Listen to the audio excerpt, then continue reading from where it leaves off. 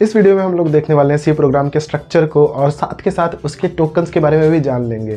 देखो, सबसे पहले हम लोग बात कर लेते हैं टोकन्स की। तो टोकन्स क्या होता है? सबसे छोटी यूनिट होती है किसी भी प्रोग्राम की।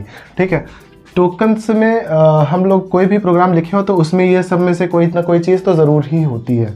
एक होता है कीवर्ड्स।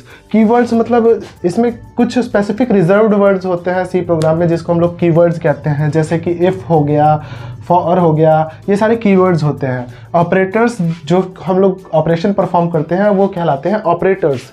फिर उसके बाद आता है यहाँ पे स्ट्रिंग्स। स्ट्रिंग्स मतलब किसी भी सीक्वेंस ऑफ कैरेक्टर्स, यानी मैंने राम लिख दिया, रोहन लिख दिया, या फिर कुछ भी लिख दिया, जो सीक्वेंस ऑफ कैरेक्टर्स हैं वो कहलाएंगे स्ट्रिंग।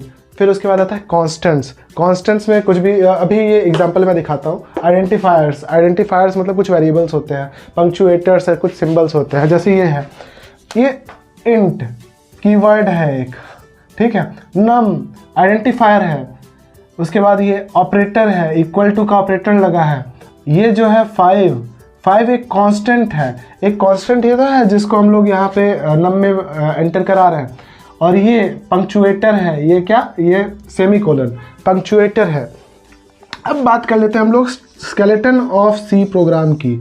सी प्रोग्राम का स्ट्रक्चर, ढांचा उसका किस तरह से होता है सी प्रोग्राम। तो इसमें देखिए डॉक्यूमेंटेशन सेक्शन आ जाती है, जिसमें आप कमेंट्स लिखते हैं, डॉक्यूमेंटेशन करते हैं, प्रोग्राम के बारे में एक्सप्लेन करते हैं। ये डॉक्यूमेंटेशन सेक्शन है। फिर उसके बाद आता है pre processor section. Pre processor मतलब जो कंपाइलेशन के पहले ही काम हो जाता है, उसको कहते हैं प्री प्रोसेसिंग। तो ये प्री प्रोसेसर सेक्शन है, जिसमें हेडर फाइल्स को इंक्लूड किया जाता है, हेडर फाइल्स को। और उसके बाद डेफिनेशन सेक्शन। डेफिनेशन सेक्शन में क्या होता है कि कोई भी फंक्शंस हम लोग डिफाइन कर सकते हैं। ये सारी चीज़ों के बारे में हम लोग आगे चल के बहुत डिटेल में जानने वाले। लेकिन अभी के लिए आपको जो जो चीज़ें जैसे जैसे बताई जा रही है, आप वैसे वैसे याद कर लो। अगर आपका सेमेस्टर एग्ज़ाम है तो आपके लिए बहुत ज़्यादा फ़ायदेमंद हो सकता है। ठीक है, फिर डेफिनेशन सेक्शन में फंक्शंस को बता दिया जाता है कि हाँ, यहाँ पे फंक्शंस आने वाले हैं। ठीक है, इसको डिक्लेरेशन सेक्शन भी कह सकते हैं। डिक्लेयर किया है कि फंक्शन यहाँ पे होगा। ग्लोबल डिक्लेरेशन सेक्शन, यहाँ पे इंट वेर ये सारी चीज़ें आ जाती है। Global declaration. मेन फंक्शन में क्या होता है कि इंट मेन आ जाता है।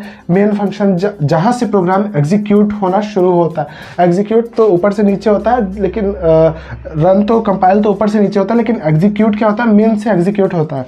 फिर सब प्रोग्राम्स सारे सब फंक्शंस जो नीचे है वो सारे नीचे आ जाते हैं।